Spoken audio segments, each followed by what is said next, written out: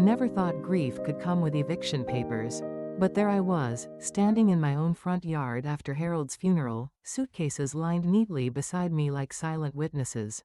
The late afternoon sun was sinking, and the house I'd shared with my husband for 42 years glowed in gold, cruelly beautiful, like a memory that refused to die. Lena stood on the porch, her hair perfectly arranged, her lips pressed into that tight smile she used whenever she wanted to sound kind while cutting deep. She handed me a folded paper. "This house is mine now," she said softly. "You'll need to find another place. You're worthless without Dad." Her words didn't hit all at once. They slipped under my skin, cold and sharp, finding the soft places I'd kept for her since the day she was born. "Worthless," she'd said, as if I hadn't cooked every meal in that kitchen, painted those walls, paid the mortgage alongside Harold when times were tight. I unfolded the paper. Last will and testament. My fingers trembled. The signature looked like Harold's, but something felt off. He'd never have left me out. Never. Across the street, curtains moved. Neighbors were watching. I could almost hear their murmurs. "Poor Margaret, what a shame, after all she's been through."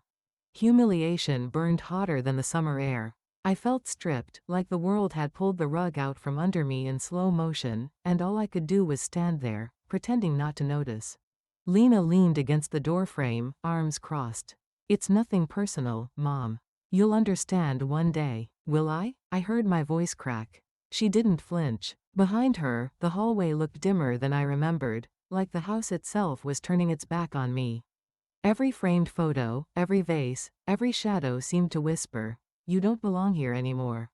For a moment, I thought of Harold, his steady hands, the way he'd smile across the breakfast table. He'd promised, "You'll always be safe, Maggie. No matter what happens." So why did I feel so utterly exposed? Lena's phone buzzed. She turned away, already half gone from the conversation. "I'll call when I sort the realtor," she muttered. Realtor. My stomach dropped. She was already planning to sell it. I could have shouted, could have torn that paper in half right there on the porch. But I didn't. Instead, I picked up my suitcases one by one, each heavier than the last. The gravel crunched beneath my shoes. When I reached the end of the driveway, I turned once more toward the house, my house, and for the briefest second, I saw Harold's reflection in the window, calm, patient, waiting. Maybe it was just my imagination. Or maybe it was a reminder. Because deep down, under the grief and the humiliation, something stirred. A quiet certainty. Something wasn't right with that will. And Lena, well, she had no idea who she'd just pushed too far. The motel room smelled faintly of bleach and cigarette smoke, the kind of scent that clings to loneliness. The wallpaper was peeling in one corner, the lamp flickered with each gust of wind, and the bed creaked every time I breathed. It wasn't home, but it was the only place that would take me without asking questions. I lay there staring at the ceiling, watching a stain shaped like a bird's wing. Funny, I thought, Harold always said freedom comes after loss. He never mentioned that it would feel this heavy. Lena's words kept looping in my head, "You're worthless without Dad." Worthless. How easily she said it, like it was a fact she'd rehearsed. I could still see her standing in that doorway, confident, detached, holding the paper like a trophy she'd earned. For 30 years, I believed Harold and I had raised her right, to be kind, to respect what we built. But maybe kindness was something you can't teach, maybe it has to be chosen. And Lena, she'd chosen something else entirely. I turned on my side and looked at my suitcase. Inside was everything I had left, a few blouses, my wedding ring, and Harold's old pocket watch. The watch still ticked faintly, steady as a heartbeat. I pressed it to my ear. "You'll be safe, Maggie," his voice echoed in my memory. No matter what happens. Was this what safe felt like? A $49 room with a buzzing neon sign outside the window that spelled vacancy in a dying red glow? I thought about calling Lena. Maybe to reason, maybe just to hear her voice. My daughter's voice, the one that used to giggle at bedtime stories. But every time I reached for the phone, I heard that sentence again, and my hand fell back to the bed. Instead, I whispered to the empty room, "How could you do this, baby? How could you?" The air didn't answer, but the silence was loud enough. The motel clock ticked past midnight. A couple argued 2 doors down, muffled curses, a door slamming. Someone laughed outside, a lonely, brittle sound. I felt invisible. Maybe that's what happens when the world decides you've had your turn. But the thing about grief, real grief, is that it burns away illusions. It shows you who's left when everything else is gone. And as I lay there, surrounded by flickering light and paper-thin walls, I realized I was still here. I'd been a wife, a mother, a caretaker, a shadow. But I'd forgotten how to be me. So I did something small, almost silly. I reached into my suitcase, pulled out Harold's pocket watch, and set it on the nightstand beside me. "We'll figure this out," I told it. "You and me, old man." The watch ticked once, twice, steady, patient. Somewhere between one breath and the next, I stopped feeling like a victim. And for the first time since the funeral, I slept. 6 months earlier, before everything cracked, our kitchen still smelled like coffee and lemon polish. Spring light spilled through the lace curtains, soft and golden, and Harold sat at the table with his reading glasses sliding down his nose, sorting through envelopes. His hands shook a little, not from nerves, but from age and too many years of steady work. I remember that day clear as glass. He looked up and said, "Maggie, I've been thinking, maybe it's time to get our affairs in order." He smiled then, that gentle smile of his that always made me want to laugh and cry at the same time. "You'll be safe, no matter what happens." Back then, I didn't understand why he said it like a promise. I just nodded and poured him another cup of coffee, the spoon clinking softly against the cup. Outside, the lilacs were blooming. It was a good day. Lena came over that afternoon, all perfume and confidence. She breezed in like she owned the air in the room, kissing her father's cheek and tapping her manicured nails against the table. "Dad, if you're doing paperwork, I can help," she said, smiling sweetly, too sweetly. I didn't think much of it then. After all, she was his only daughter, and she'd always been close to him. She'd sit beside him, touching his shoulder, pretending to read whatever he was signing. "Just making sure everything's clear, Daddy," she'd say. He'd chuckle and hand her the pen. "You always were my little secretary." I should have seen it, the way her eyes flickered toward me, the way she'd slip certain papers to the side before I could look. But I didn't. I trusted her. I trusted us. The clock above the sink ticked steadily, each second like a heartbeat in that quiet kitchen. I remember stirring the soup on the stove, humming to myself, thinking about how lucky I was to have a husband who still held my hand after 42 years, and a daughter who came around just to help. If only I'd known she was already planting seeds of betrayal between the folds of those papers. When Harold coughed, she was the first to fetch his medicine. When he grew tired, she'd say, "Don't worry, Mom, I've got this." She handled his pills, his insurance, even the mail. And I, fool that I was, thought she was being dutiful. I can still hear Harold's voice from that day, soft but sure. "You'll be all right, Maggie. You'll always have this house. It's ours, remember?" I nodded, smiling, believing every word. That night, after Lena left, I noticed one of the envelopes missing from the counter. I thought nothing of it. I thought she'd just tidied up. How naive I was. I should have known that kindness with sharp edges isn't kindness at all, it's preparation. And while I stirred the soup, humming under my breath, she was already rewriting the future I thought was secure. By the time fall rolled around, I'd started spending my afternoons at the community center. It wasn't much, just a small room with creaky floors, a few tables, and the smell of instant coffee, but it was somewhere people still looked me in the eye. That day, Sylvia was already there, sitting by the window in her cardigan the color of mint leaves, stirring sugar into her tea like it was a ritual. She'd been my friend since before Lena was born, the kind of woman who could see through politeness like glass. "Maggie," she said, watching me set my cup down with trembling hands. "You look like you've seen a ghost." I tried to smile, but it came out crooked. "I think I have," I said. Then I unfolded the paper, that paper, and laid it between us. Harold's supposed will. The one Lena had handed me after his funeral. Sylvia adjusted her glasses and squinted at the signature. Her tone was sharp enough to cut through my shame. "You mind if I take a look?" I nodded. She read quietly for a moment, her brows knitting tighter and tighter. Then she looked up and said the words that changed everything. "Maggie, this smells fishy." I blinked. Fishy? Yes. For starters, Harold never trusted outside lawyers. Remember? He always used Clark and Hill, his family's old firm. This says, Morton Legal Associates. Who are they? I shook my head slowly. I don't know. Lena said she handled everything. Sylvia snorted. Oh, I'll bet she did. Her voice softened then, but her eyes stayed sharp. Listen to me, honey. Harold might have been a lot of things, stubborn, old-fashioned, even secretive sometimes, but he loved you.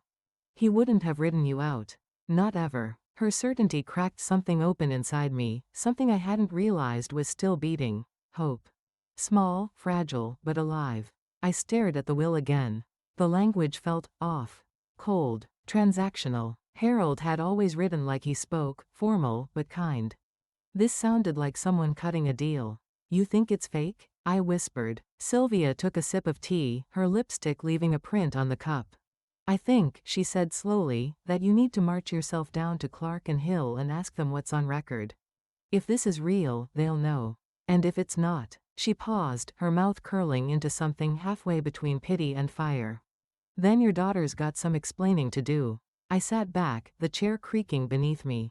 For weeks, I'd been floating, too numb to fight, too proud to beg. But hearing Sylvia say it out loud made it real. I wasn't crazy. I wasn't imagining the betrayal. Outside, the wind picked up, shaking the last yellow leaves from the trees. I watched them fall and thought, maybe I was like that once, blown around by someone else's choices. But not anymore. For the first time in months, I felt a spark in my chest. And it wasn't grief. It was resolve. The next afternoon, I walked to the public library with my heart hammering like I was sneaking into a secret. It had been years since I'd set foot in that place, not since Harold used to borrow gardening books and leave me little notes in the margins. Tomatoes need patience, one of them said. I remember laughing when I found it. Patience. If only he could see me now. The library was quiet, except for the hum of the fluorescent lights and the soft turning of pages. I sat at one of the long oak tables and opened a dusty blue handbook titled Understanding Wills and Estates. The words blurred together at first: trusts, executors, joint property, probate, a storm of legal terms that made me feel small and foolish. But the more I read, the clearer things became. My husband's name, my name, our house, they weren't just words. They were protection, written in law. One sentence made me sit up straight. Jointly owned property cannot be transferred or sold without the consent of both parties. Both parties. I read it again. My throat tightened. That meant me. My name was still on that deed. It always had been. I took out the old folder I'd carried with me, bills, mortgage statements, the original purchase documents, all the papers Harold and I had kept neatly in a drawer by the kitchen. My name was right there, clear as day, Margaret L. Hayes. Lena couldn't just erase me with a fake signature and a smug smile. I traced my name with my finger, feeling something shift inside me. Not anger this time, not yet, but something steadier. Like a foundation I thought was gone, suddenly still holding beneath the rubble. I spent the rest of the afternoon reading until the librarian flicked the lights to signal closing time. When I packed my things, she smiled kindly. Doing research? Yes, I said, slipping the handbook back onto the shelf. On how not to be erased. The evening air outside was cool and smelled faintly of rain. Streetlights shimmered on the pavement as I walked back to the motel, clutching the folder against my chest like armor. Every step felt heavier, but not from exhaustion. From purpose. I could almost hear Harold's voice in my head, patient, amused. There's my Maggie, always figuring things out the hard way. By the time I reached my door, I already knew my next move. Tomorrow, I'd go see Mr. Clark, Harold's old lawyer, the one who'd helped us refinance the house years ago. If anyone could tell me the truth, it would be him. I unlocked the door, turned on the weak lamp by the bed, and looked around the small, tired room. The ceiling stain was still there, the one shaped like a bird's wing. Only now, it didn't look like a reminder of what I'd lost. It looked like a direction. A way forward. For the first time in weeks, I wasn't drifting. I had a plan, and that was enough to keep me standing. The next morning, I stood outside Clark and Hill Attorneys at Law, clutching my folder so tightly that the corners bent under my fingers. The brass sign by the door was polished, the kind Harold used to buff himself after every meeting. A man's name should shine, he'd say. I used to roll my eyes. But standing there now, staring at that name, I understood what he meant. The receptionist looked up as I entered, her smile polite but distant. Can I help you, ma'am? Yes, I said, trying to steady my voice. I'd like to see Mr. Clark. My name is Margaret Hayes. My husband, Harold Hayes, was a client of his for years. Something flickered in her eyes, recognition. Of course, Mrs. Hayes. Please, have a seat. The office smelled faintly of paper and old wood polish. I sat on the edge of the chair, my hands clasped in my lap. Across from me, a clock ticked too loudly. It reminded me of Harold's pocket watch, the one still ticking beside my motel bed. When Mr. Clark finally appeared, his hair was grayer, his walk slower, but his handshake was just as firm. Margaret, he said kindly. It's been a long time. I'm sorry about Harold. He was one of the good ones. I swallowed hard. Thank you. I need to ask you something about his will. He gestured toward his office, and I followed him in. The walls were lined with books, and a framed photograph of Harold hung above a shelf, him shaking Mr. Clark's hand at the firm's 50th anniversary. My throat tightened. I handed over the folded document Lena had given me. This, I said, my voice trembling. She said it's Harold's last will. It leaves everything, the house, the accounts, to her. I need to know if it's real. Mr. Clark adjusted his glasses and began to read. For a long moment there was only the soft rustle of paper. Then he frowned. Deeply. Margaret, he said slowly, this isn't one of ours. What do you mean? I mean, he said, tapping the page, I never filed any will leaving everything to Lena. In fact, he turned to his computer, typing with careful precision. Harold signed a revision 3 months before he passed. I handled it myself. I could barely breathe. A revision? Yes, he said, turning the monitor toward me. Here it is, notarized, sealed, and filed properly. Harold's final will grants you full rights to the house for life, and Lena was named as the estate manager, not the owner. The words hit me like sunlight through fog. I wasn't losing my mind. I wasn't crazy or forgetful. My husband hadn't betrayed me. Mr. Clark leaned back. Someone's been very dishonest with you, Margaret. And if this other will was presented as official, that's forgery. The word hung in the air like thunder. Forgery. I exhaled slowly, the tension leaving my shoulders 1 inch at a time. What happens now? He smiled gently. Now, we fix this.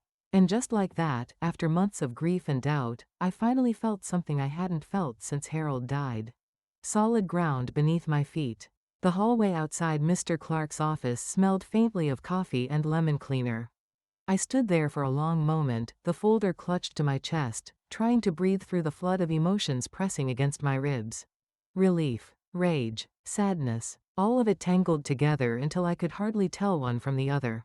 Mr. Clark had given me a fresh copy of the original will, stamped and notarized in bold blue ink.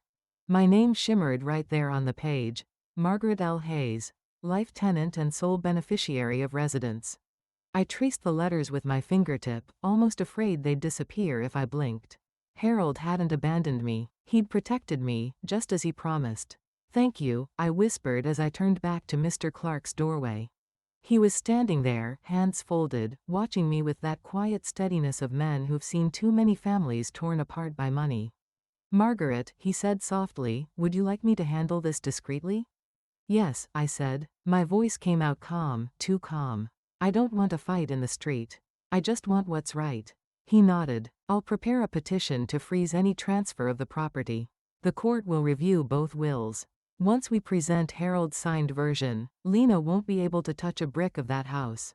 I managed a smile, thin but real. Good. She's already tried to sell it. Something dark flashed in his eyes. Then we'll stop her before she gets the chance. When I stepped outside, the air was sharp and clean, carrying the scent of rain-soaked pavement. For the first time in months, the world didn't look so dull. The sky was clearing, a thin line of blue stretching over the courthouse square. I walked slowly toward the bus stop, the folder pressed to my chest like a secret. Each passing face blurred by, but I barely noticed. My mind was racing, not with panic this time, but with purpose.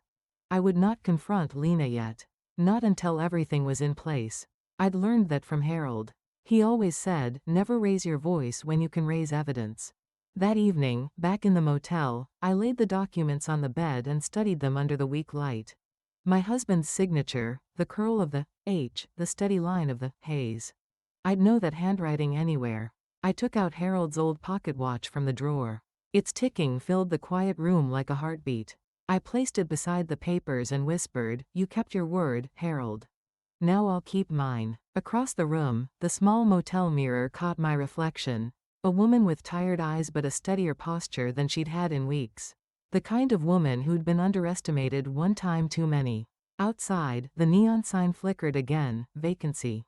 But inside, something else had lit up. I wasn't a widow clinging to the past anymore. I was a woman preparing for battle, slow, silent, and absolutely certain. 2 days later, I found myself at the corner cafe on Maple Avenue, the one Harold and I used to visit on Saturday mornings. I hadn't planned to stop there, my feet simply carried me. Maybe I wanted to remember something sweet, something normal. The bell above the door jingled as I stepped inside. The place smelled of espresso and fresh pastries, and the low murmur of conversation filled the air. I ordered a small black coffee and sat near the window, trying to read the newspaper. But my mind kept drifting to the folder tucked safely in my purse. Proof. For once, I had the proof. Then I heard it, her laugh. That unmistakable, careful laugh Lena used when she wanted people to like her. I froze. She was sitting at a table near the counter, perfectly polished as always, a pale blue blazer over a silk blouse, a phone pressed to her ear. Her voice carried easily in the quiet hum of the cafe. "Yes, I'm telling you," she said, stirring her iced latte. "The sale's practically done. Mom's already out of the house, she's staying at some motel. The realtor said we can list next week." My hand tightened around the cup until I felt the heat burn my palm. The liquid trembled, spilling over the rim. She laughed again, low and dismissive. "No, she won't cause trouble. She doesn't know the law, and even if she tried something, it's too late. Everything's in my name now." Her words sliced through the air like thin wire. I wanted to walk over, to tell her she was wrong, so wrong, but I stayed still. Years of being her mother had taught me one thing: Lena thrived on reaction. If she saw me, she'd twist it into another story, another excuse. No, not yet. At that moment, a young man in a suit approached her table, the realtor, I guessed. He set a folder down and smiled. "Once the paperwork clears, you'll get a fantastic price for that property. Market's strong right now." Lena's smile widened. "Perfect. The sooner the better. I'm ready to move on." Move on. From her father's memory. From the house where she'd taken her first steps, where I'd rocked her through fevers, where Harold had taught her to ride a bike in the front yard. Something cold and steady settled in me. I sipped what was left of my coffee, bitter, cooling fast, and stood quietly. I didn't look back at her as I walked out. I didn't need to. The autumn air outside bit at my cheeks, but I barely felt it. My pulse was steady now, no longer racing. She could play her little games, she thought she'd already won. But the thing about truth, real truth, is that it doesn't need an audience. It only needs the right moment. And I was done being quiet for her sake. By the time I reached the end of the street, I'd already made up my mind. Tomorrow, I'd call Mr. Clark. It was time to let the law do what love could not. The next morning, I walked into Mr. Clark's office with a calm I didn't quite recognize in myself. The same woman who had once trembled at her daughter's disapproval now carried a folder full of truth under her arm. Funny how survival changes your posture. Mr. Clark looked up from his desk and smiled faintly. "I was just about to call you, Mrs. Hayes." "Please," I said, "call me Margaret. Mrs. Hayes sounds like a ghost." He nodded, his expression softening. "Fair enough. I've reviewed everything. We're ready to move forward." He slid a stack of documents toward me, neatly typed, crisp, official. The header read "Petition to freeze sale of joint estate pending review of will authenticity." Those words were better than music.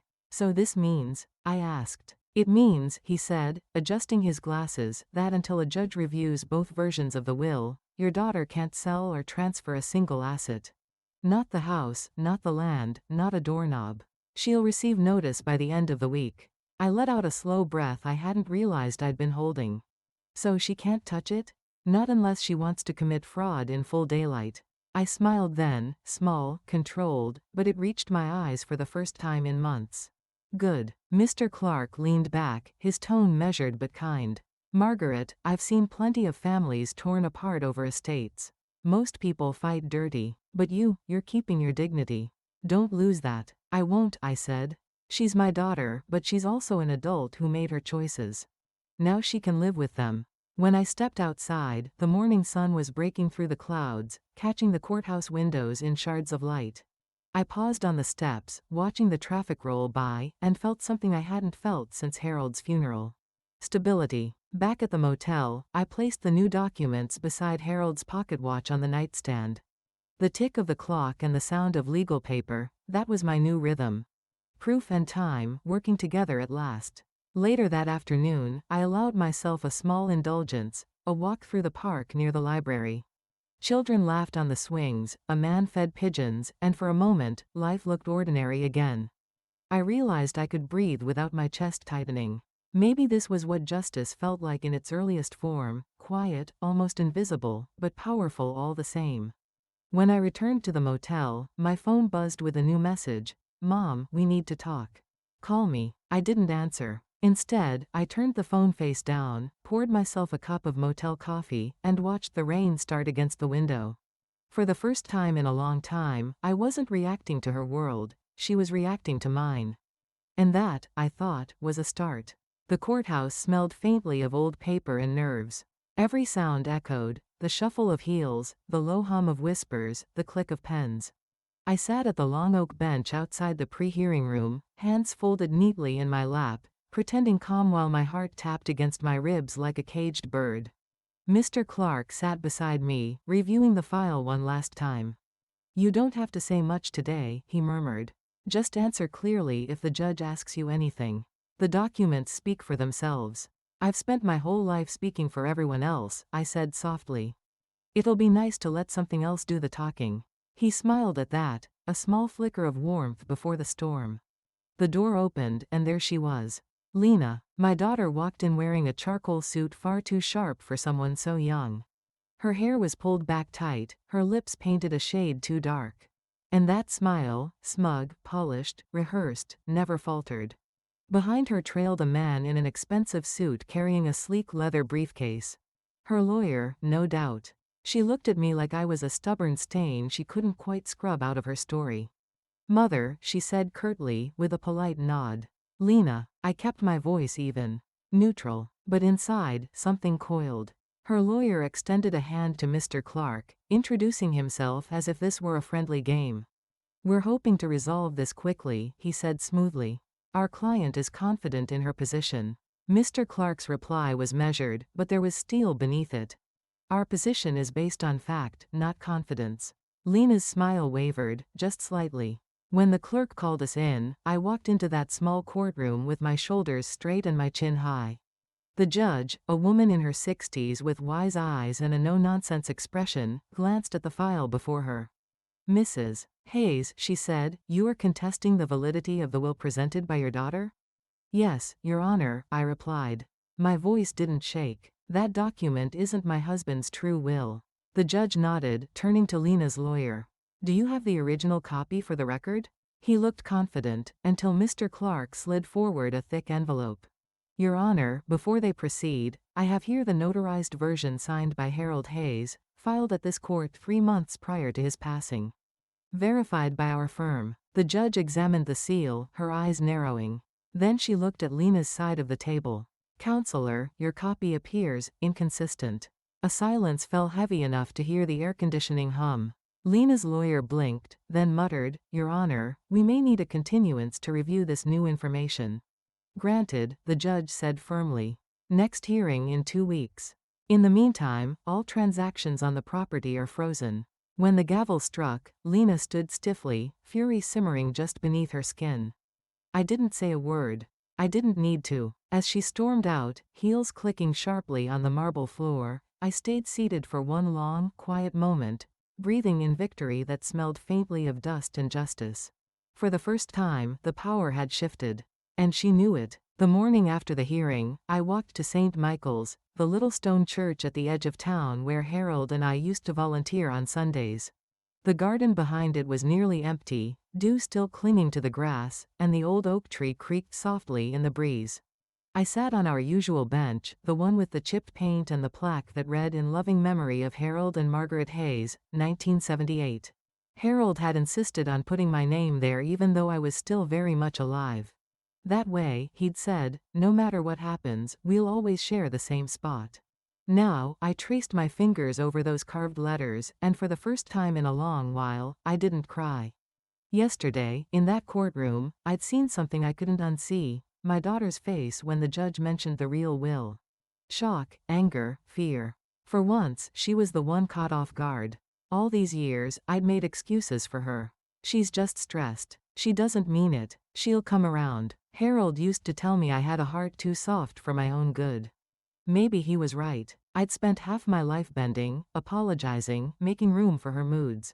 But sitting there under the gray morning sky, I realized something simple and painful.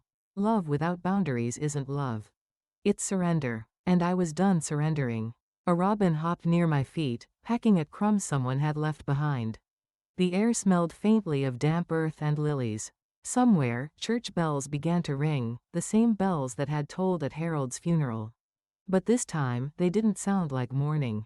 They sounded like awakening. I looked up and whispered, "You were right, Harold. I'm stronger than I thought."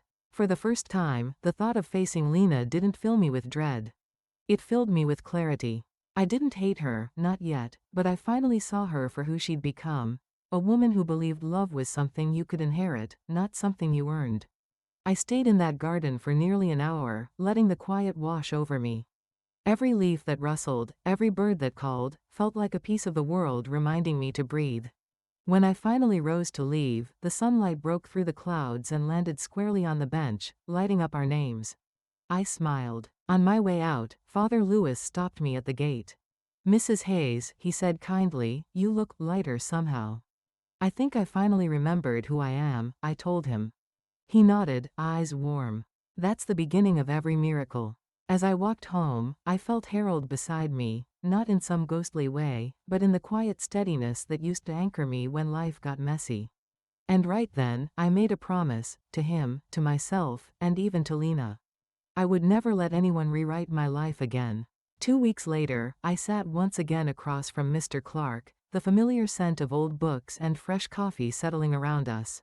Outside, the courthouse bell chimed noon, and sunlight streaked through the blinds like lines of quiet resolve. "I've drafted the amendments we discussed," Mr. Clark said, sliding a folder toward me. His tone was practical, but his eyes, kind as ever, watched my face carefully. "This will make sure you're protected, Margaret.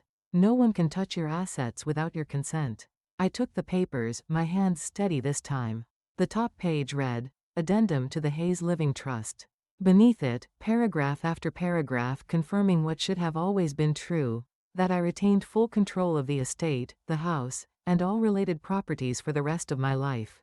"And this part?" I asked, pointing to a section near the bottom. Mr. Clark smiled slightly. "That's the enforcement clause. If your daughter, or anyone, attempts to violate the terms or falsify documentation again, they're automatically disinherited. Permanently." The words were clean, cold, final. For a long moment, I just looked at them. I thought about Harold's handwriting on the old documents, about the way he'd always signed with a flourish, as if he were proud of every letter. I thought about Lena, too, the little girl who used to curl up beside me during storms, afraid of thunder. I sighed. "You're sure this is legal?" "Bulletproof," he said. "And I'll file it myself." I signed my name in careful strokes, the pen gliding smoothly across the paper. The ink was dark, firm, unshaking, the kind of signature you give when you've stopped asking permission to exist. When it was done, Mr. Clark added one more document to the pile. "This is something else we talked about, your healthcare proxy. You mentioned you wanted Sylvia listed?" I nodded. "Yes. She's steady, and she doesn't owe me anything." He smiled, clearly approving.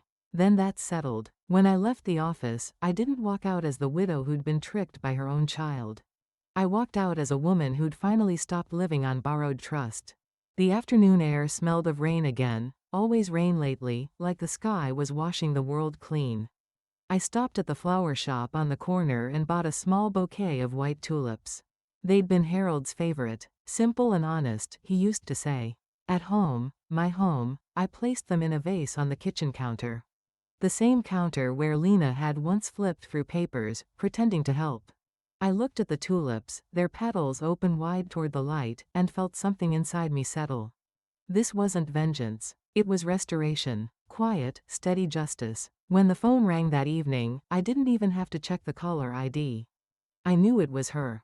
I let it ring. Then I picked up Harold's pocket watch from the table, feeling its familiar tick against my palm. I took care of it, love, I whispered. No more secrets. No more surprises. And for the first time in months, the ticking didn't sound lonely, it sounded like applause. The day of the hearing arrived gray and still, the kind of morning that felt like the world was holding its breath. I dressed carefully, navy skirt, cream blouse, the pearl earrings Harold had given me for our 30th anniversary. They were my quiet armor, the proof that love, real love, had once lived in this family. At the courthouse, Mr. Clark greeted me with his usual calm. "You ready, Margaret?" I nodded. More than she'll ever expect. Inside the courtroom, the same judge presided, stern but fair, her silver hair pulled neatly back. Lena sat at the opposite table, her lawyer beside her, flipping papers with a confidence that was about to crack. She looked beautiful, polished, and hollow.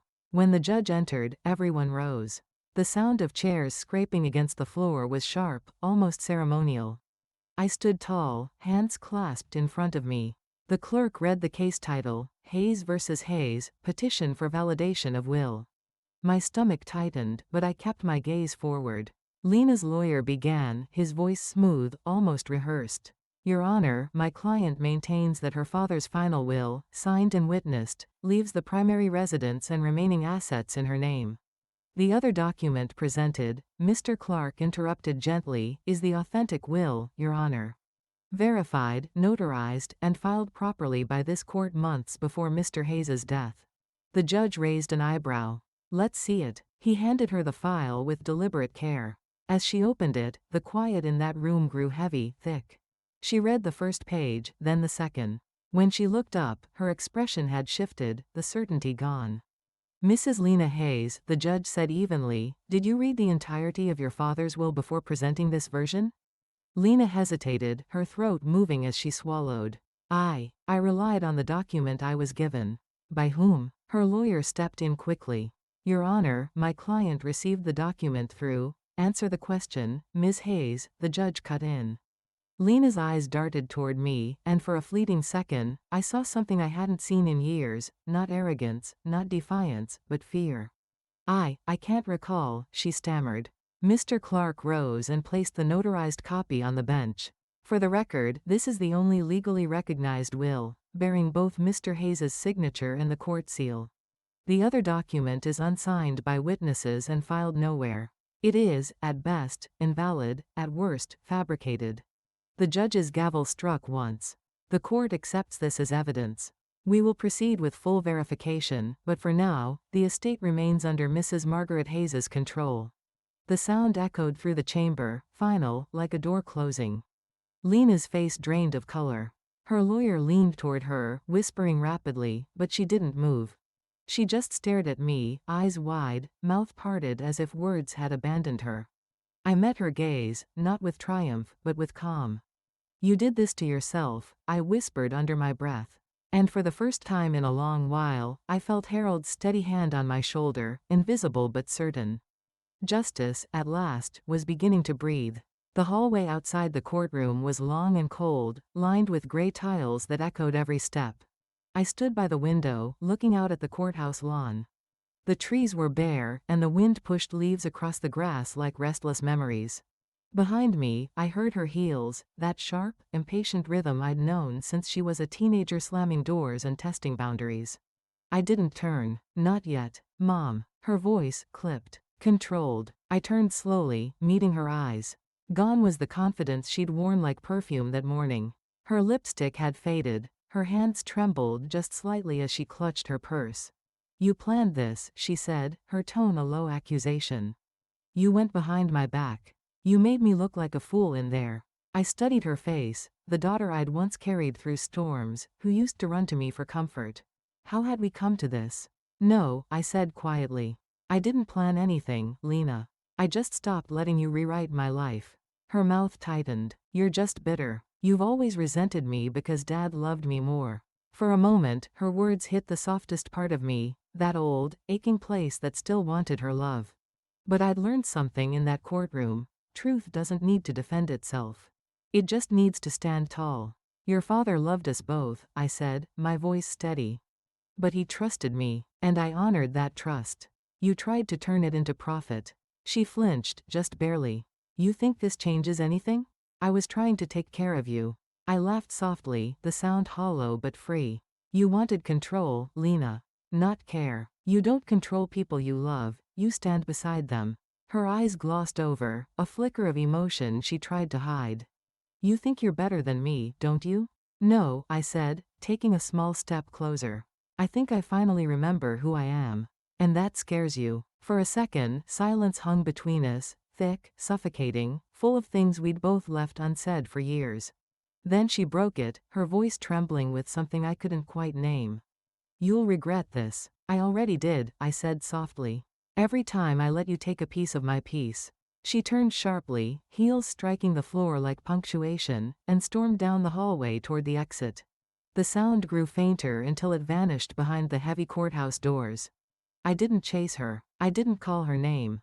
Instead, I stood there, letting the quiet settle around me like a warm shawl.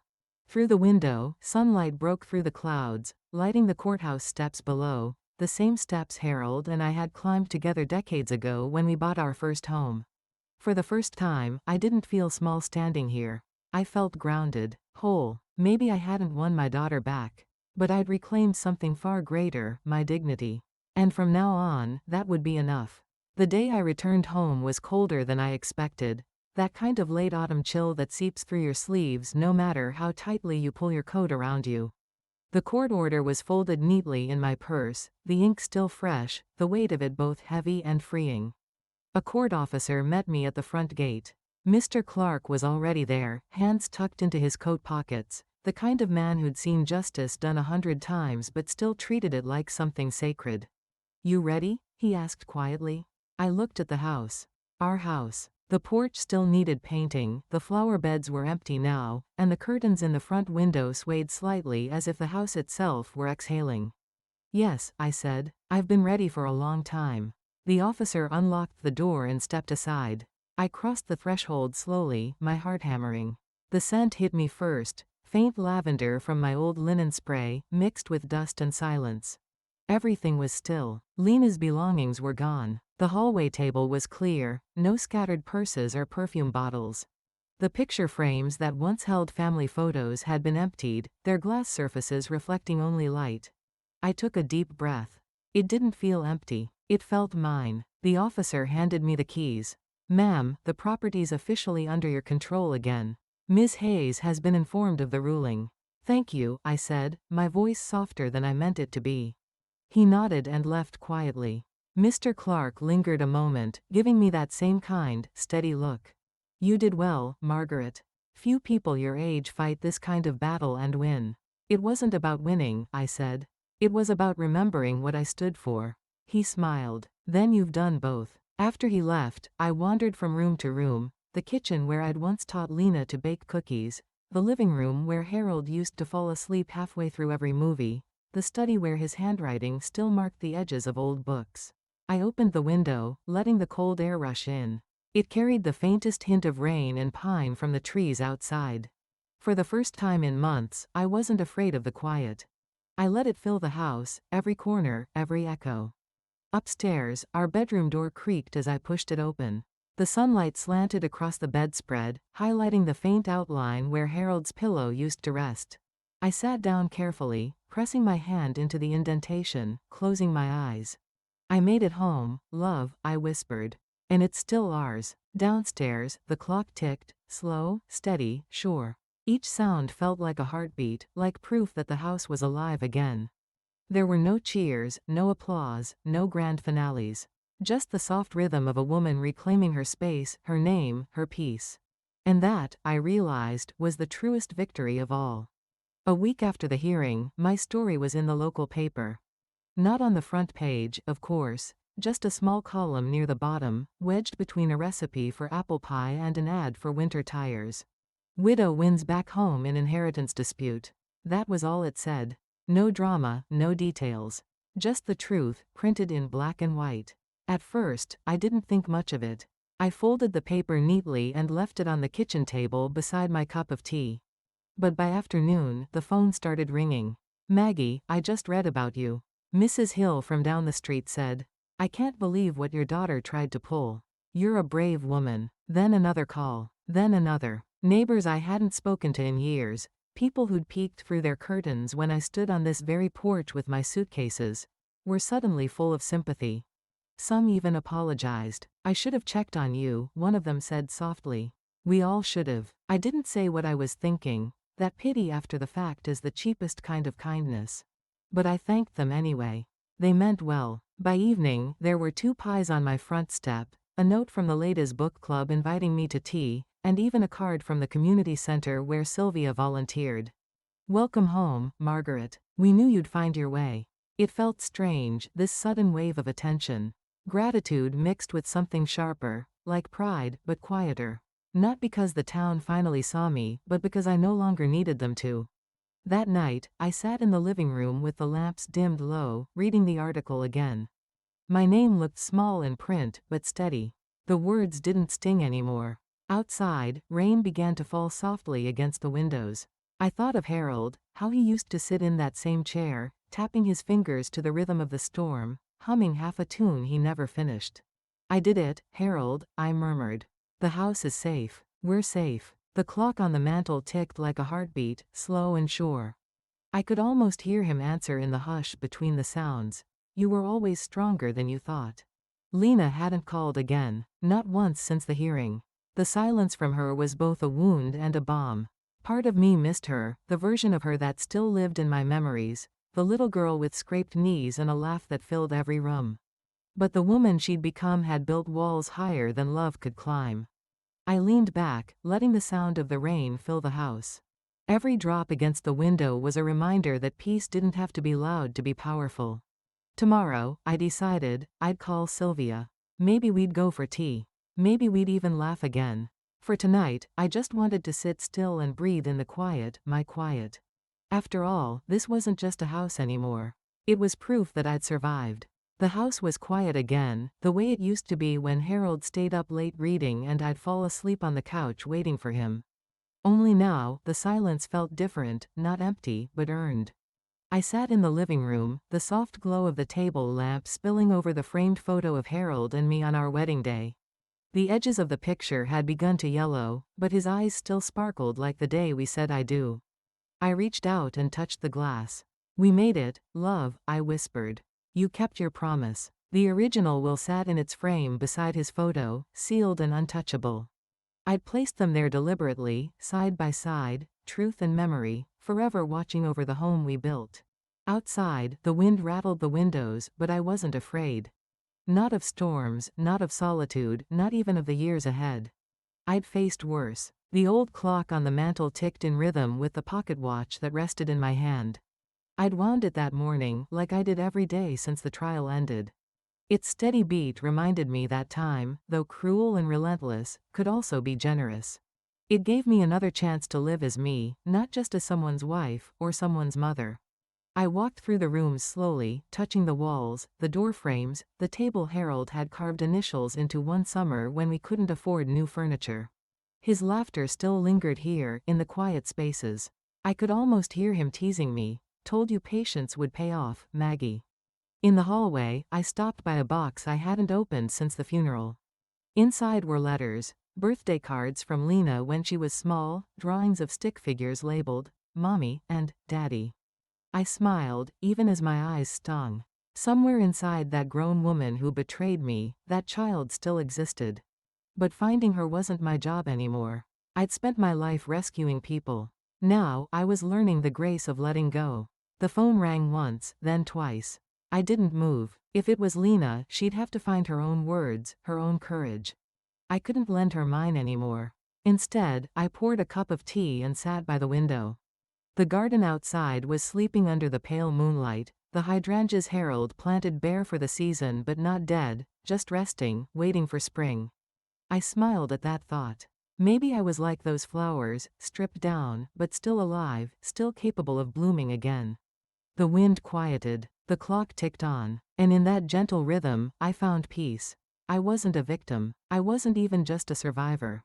I was Margaret Hayes, a woman who had lost everything and learned she was still whole. When I finally turned off the lamp, the house settled into a deep, contented silence.